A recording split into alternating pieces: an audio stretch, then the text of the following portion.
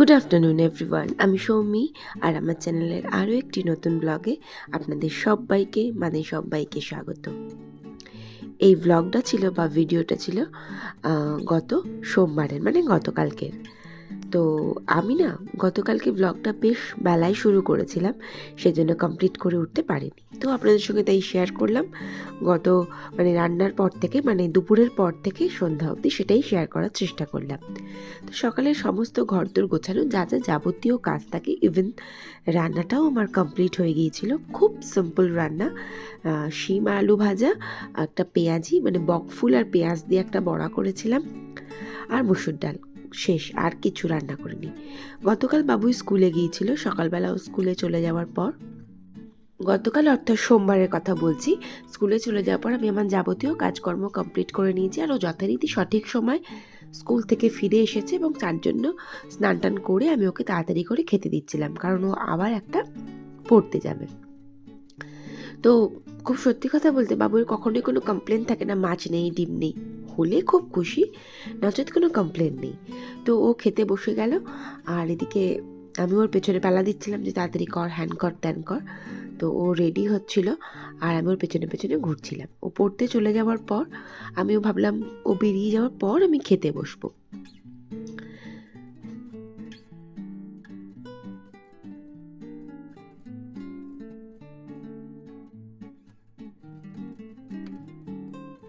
বাবুই হুটোপাটা করে পড়তে চলে গেল, কারণ ট্রেন ধরে তো যাবে না পড়তে, চাকদায় পড়া থাকে আজকে, আউট অফ স্টেশন। তো একটা টেনশনও থাকে আমার তার মধ্যে যে ঠিকঠাক টাইমে ট্রেন পাবে কি না। আর লক্ষাধিকবার বলে দিয়ে ভালো স্বাভাবিকভাবে ট্রেন ধরবি, দৌড়ে ট্রেন ধরার কোনো প্রয়োজনই, পরের ট্রেনে যাবি বা আসবি। তো এদিকে ও বেরিয়ে যাওয়ার পর আমিও খেতে বসে গেলাম।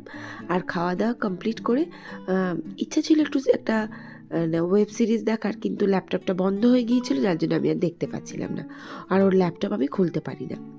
তো খাওয়া দাওয়া কমপ্লিট করে আমি বাসনপত্র মেজে টেজে নিয়ে আমি ছাদ থেকে বেশ কিছু জামা কাপড় ছিল যেগুলো তুলে নিয়ে এলাম। আর আপাতত জামাগুলো গোছানোর কোনো ইচ্ছে নেই, ভাবলাম একটুখানি শোবো। তো সেই ভেবে আমি বাবুয়ের ঘরে এলাম। আর বাবুয়ের ঘরটা যেহেতু একটু ছোট, তো এই ঘরে না এই রুম হিটারটা খুব ভালো কাজ করে। তো আপনারাও কিন্তু এই এতটা কনকনে ঠান্ডায় এই রুম হিটারটা ইউজ করতেই পারেন। তো এই ধরনের রুম হিটারগুলো বেশ ভালো, কারণ এই রুম হিটারটা আমার বাবুয়ের যতদিন বয়স ঠিক ততদিনের এই রুম হিটারটা। ও যখন একদম কুট্টু ছিল, ছোট্ট ছিল, যদিও বা ওর এপ্রিলে জন্ম, আর এটা কেনা হয়েছিল সেই বছর নভেম্বর মাসে। তো আজ পর্যন্ত চলছে এবং খুব ভালোভাবেই চলছে। তো আমি ভাবলাম আমি একটুখানি ঘুমাবো, কিন্তু ঘুম আসবে না এটাও আমি জানি। তো আমি একটুখানি রুম হিটারটা চালিয়ে দিয়ে ঘরটা একটু গরম হয়ে যাওয়ার পর একটু পর আবার বন্ধও করে দেবো।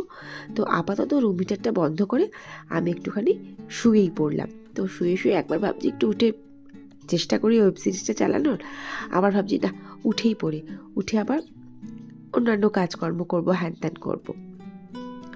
তো এদিকে না শুয়ে থেকে থেকে ফোন ঘেঁটে ঘেঁটে বেশ সন্ধ্যা হয়ে গিয়েছিল, আর বাবুই ফেরার সময়টাও হয়ে গিয়েছিল। আর শীতকালের সন্ধ্যা তো একটু তাড়াতাড়ি হয়, যদিও বা আজকাল দেখছি একটু সময় যাচ্ছে সন্ধ্যা হতে। তা আমি ভাবলাম একটু ফ্রেশ হয়ে নিই। ওমা, চশমাটা পরেই চলে গিয়েছিলাম, আবার ব্যাগে রেখে খুলে মুখ টুক ধুয়ে একটুখানি এসে ভাবছিলাম চা খাবো। তারপর ভাবলাম না, বাবুই আসুক, বাবুই এলে একেবারে চা ফা খাবো।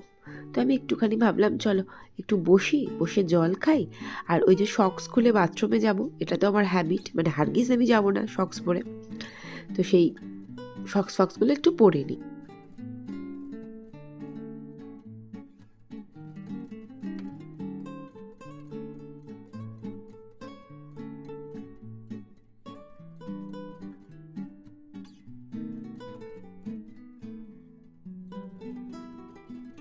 সকাল থেকে কাজ করার পর এইটুকুনি থাকে একটু রিল্যাক্স করা, তারপর তো আবার উঠে আবার হাজারো কাজ করতে শুরু করতে হবে। আর ওই যে দুপুরবেলা বাসনগুলো মেজে রেখেছিলাম, সেই বাসন মাজাগুলো সব একটা একটা করে এখন সুন্দর করে যেটা যেখানে থাকার সেখানে রাখবো। আমার তো নন মডিউলার কিচেন, তাই মাথা প্রচণ্ড মারি, বুদ্ধি করে করে আমি জিনিসপত্র সব গুছিয়ে গাছিয়ে সুন্দর করে রেখে দিই। আর আজকে অনেক তাড়াতাড়ি গোবিন্দদা দুধ নিয়ে চলে এসেছিল, এখন 6টাও ঠিক করে বাজেনি, অন্য সময় 8টা নাগাদ দুধ দিয়ে যায়। তো দুধটা নিলাম, আর নিয়ে না ভাবলাম বাবুই যেহেতু এখনও এসে পৌঁছায়নি, আমি ভাবলাম আমি একটু চুলগুলো বেঁধে নিই, কারণ আবারও কাজ করতে হবে, আর এই চুল অ্যালগাল করলে না কাজ করতে বেশ অসুবিধা হয়। তো চুলগুলো মানে সেই ছোটো এই দুটো করে চুল বাঁধলেই আমার ছোটোবেলার কথা মনে পড়ে। আমাদের স্কুলে ছিল, আমি বুদিয়ালি গার্লস হাই স্কুলে পড়তাম, তো আমাদের স্কুলে ছিল অলওয়েজ দুটো করে চুল বাঁধতে হবে লাল ফিতে দিয়ে, লাল মানে দুটো বিটুনি বাঁধতেই হবে বড় চুল হলে, আর ছোট চুল হলে দুদিকে দুটো ঝুঁটি বাঁধতে হবে, আর একদম ছোট চুল হলে ঠিক আছে ওটা জাস্ট আঁচড়ে এসে একটা লাল ফিতে বাঁধলেই হবে। মানে এত সুন্দর ডিসিপ্লিন ছিল সব কিছু। আর আজকালকার বাচ্চাগুলোকে দেখি একটু অবাকই হই, কি যেন বলে জেনজি। তো এই বকতে বকতে আমার একটা ফোনও এসেছিল, আর এদিকে বাবুইও ফিরে এসেছিল। তো ওই যে বললাম বাবুই এলে চা বসাবো, তো দুজনে মিলে খাবো, তাই চা বসিয়ে দিলাম। আর চাটা ফুটতে ফুটতে আর আমার একটা ফোন এসেছিল, আমি বক বক বক বক করেই যাচ্ছিলাম।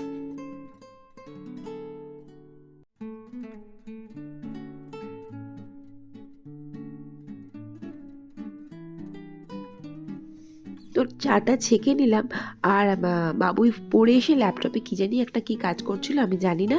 তো মা বেটা দুজনে মিলে এখন চা খাবো, তবে আবার চা খেয়ে উঠেই ওর একটা পড়া আছে, আবার দৌড়াবে।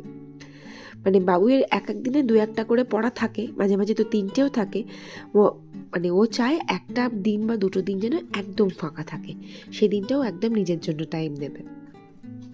তো চা খেয়ে উঠলাম, আর বাবুইও পড়তে বেরিয়ে গেল, আর এরপর আমার হচ্ছে রাতের রান্না বান্না, দেখি একটু ফোনও ঘাঁটবো, হাজারো কাজ আছে।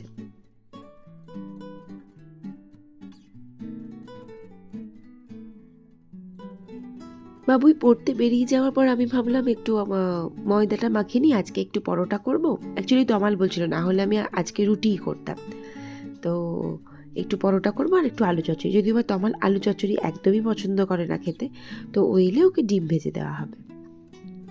তো তারপরে আলু চচ্চড়িটা কেটে দেখি সর্ষের তেলটা শিশিতে শেষ হয়ে গেছে, তো সেই জন্য আমি তেলটাও একটুখানি ঢেলে নিচ্ছিলাম।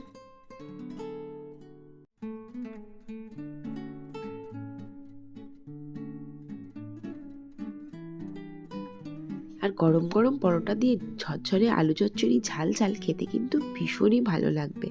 একটু টমেটো, কাঁচা লঙ্কা আর লঙ্কা গুঁড়ো, শুকনো লঙ্কা দিয়ে 5 ফোড়ন দিয়ে রান্নাটা করব। তো আলু চচ্চড়িটা বসিয়ে দিলাম, আর তারপরে না হঠাৎ মনে পড়লে বাবা আমি তো চশমা পরিনি, চশমা না পরলে কাজ করবো না, চশমাটা পরার অভ্যাস করতে চাইছি। তো চশমাটা চোখে দিয়ে চলে এলাম বড় ঘরে।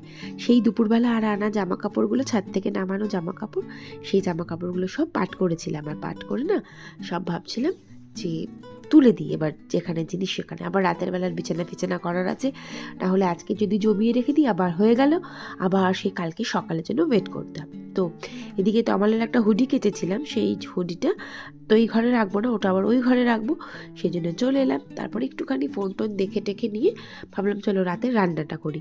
আর বাবুই আসতে খানিকক্ষণ বাকি আছে, কিন্তু আমারও সত্যি কথা বলতে বেশ খিদে পেয়েছিল। তো আমিও তাড়াতাড়ি করে রান্নাগুলো করে নিলাম, ওদিকে আলু চচ্চড়িটাও ঢেলে নিয়েছিলাম। আর পরোটাগুলো বেশ ফুলে ফুলে উঠলে বেশ ভালোই খেতে লাগবে গরম গরম পরোটা। তো রান্নাবান্না একেবারে কমপ্লিট করে রাতের বেলা যা যা বাসন পড়েছিল সমস্ত মুজে নিয়ে, আর তারপরে ভাবলাম আমি খেতে বসবো।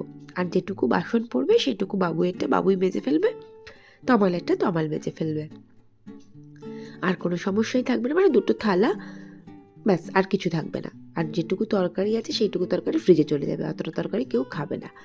আর এদিকে আমার বিছানা করা কমপ্লিট। তো ব্লগটা আজকে এখানেই শেষ করি। ভালো লাগলে প্লিজ প্লিজ পাশে থেকে যাবেন। ভিডিওটা দেখার জন্য থ্যাংক ইউ সো মাচ। দেখা হচ্ছে নেক্সট ব্লগে। Till then, tata.